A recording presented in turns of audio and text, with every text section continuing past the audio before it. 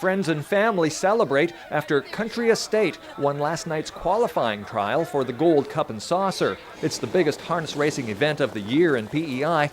The 4-year-old male, bred in Summerside, took the early lead and never let go, finishing time 1 minute 53.4 seconds. Highlander Paul McKenzie was driving.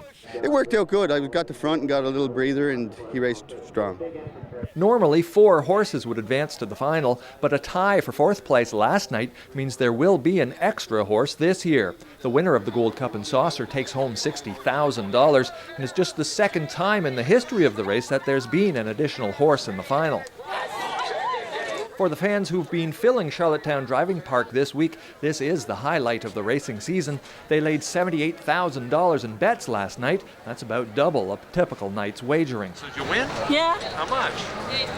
$3. The Gold Cup and Saucer is the biggest event of the summer in Prince Edward Island. Between the horse racing, the agricultural show, and the Midway, close to 100,000 people will come through the gates.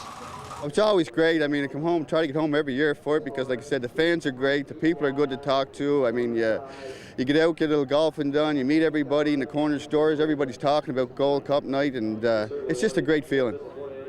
This year, live internet video streaming and online betting give Old Home Week worldwide reach, but there's a strong local flavor too.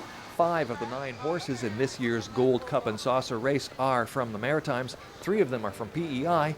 Pownal Bay Matt is one of them. This year there's a lot more local horses and Maritimes in it, and which I think is great.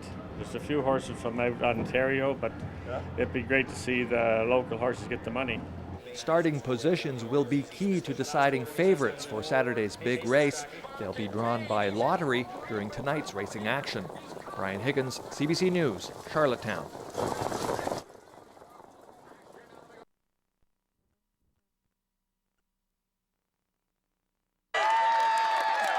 Earl Smith of Charlottetown celebrates in the winner's circle with family and friends after winning the 49th annual Gold Cup and Saucer harness race. The race is a major event in Canadian racing circles and marks the climax of Old Home Week on PEI. Great, this is a wonderful feeling, and this is a race I all want to win, and I didn't think perhaps I would ever, and I did today. In back, banner, Yankee, it's showtime! Smith was driving Pownal Bay Matt, a 5-year-old stallion owned by Ian and Lorna Smith of Charlottetown.